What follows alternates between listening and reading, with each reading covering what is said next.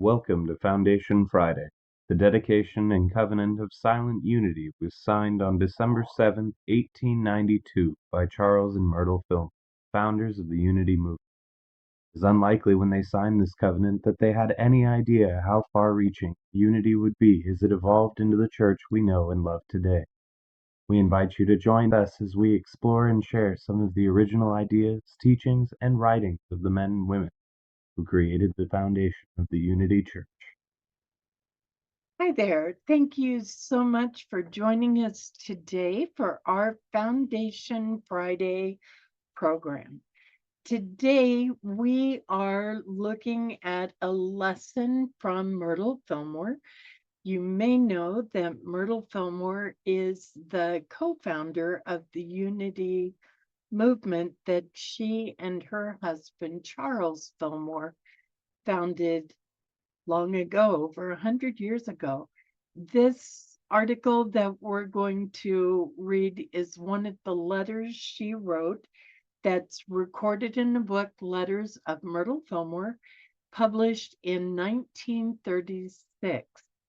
And this letter is titled Day and Night Experience. These letters came from Myrtle's writings. She wrote frequently for a magazine called We Wisdom, geared towards teaching young children spirituality. And she also wrote to people who would write to her directly with prayer requests and questions. And she spent a good part of her career personally answering letters and making things clear to people and praying with people. So this is Day and Night Experience. And it starts with Psalm 1:2. His delight is in the law of Jehovah, and on this law doth he meditate day and night. This day and night does not mean necessarily the 24 hours of time.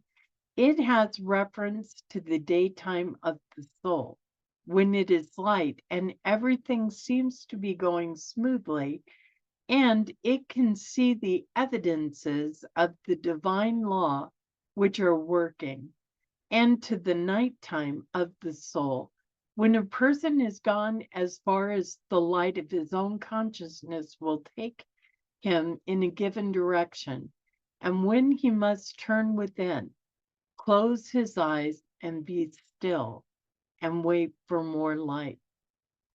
You may not see just how the law of the Lord is working for you, but it is working. Just as surely as the law of growth is operative during the nighttime is necessary to the proper growth and development of plants, just as daytime and sunlight with their warmth are necessary. We wouldn't say that business is dull with the plants during the night or that they are not receiving their good. On the contrary, we have many times seen quite a transformation worked through the night.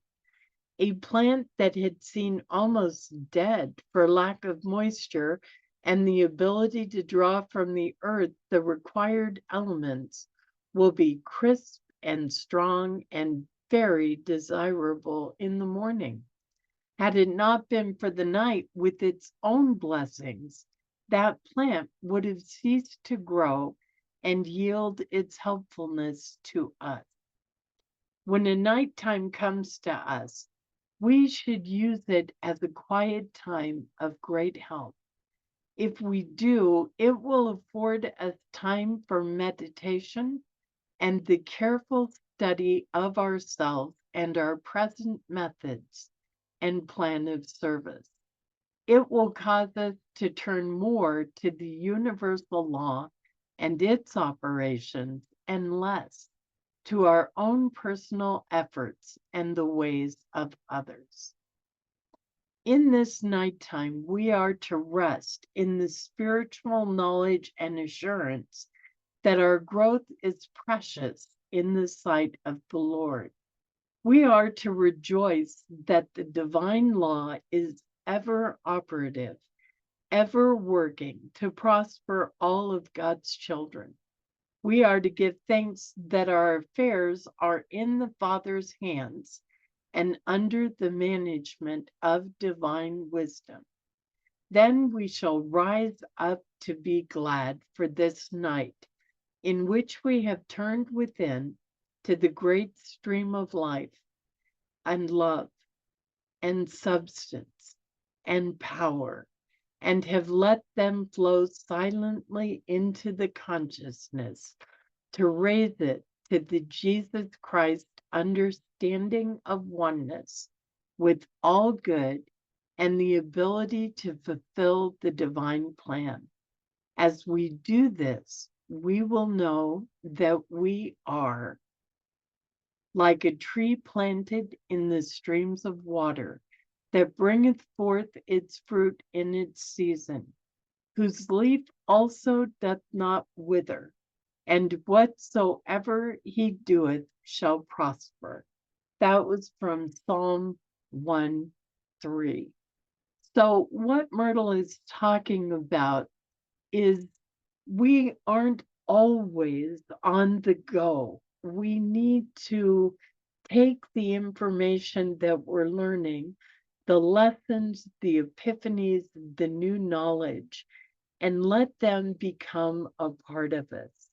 Rest with them and let them become a part of our nature, not just our knowledge. Day and night with the soul are equally important. I hope you enjoyed this lesson. It was a shorter one, but I think a very valuable one. Before we go, please know you matter. You are sacred, and you are so, so very loved. Namaste. Thank you for joining us, and let's stay connected and grow in spirit. We are on Facebook. Search for Unity Church of El Cajon and follow us and like our posts. You can reach us on YouTube at Unity Church of El Cajon. Please subscribe to our channel, watch our videos, and leave comments which can help us improve. We are on the web at unityofelcajon.org. Email or call our church office to receive our weekly newsletters, which lists all of our activities and opportunities to learn and grow together.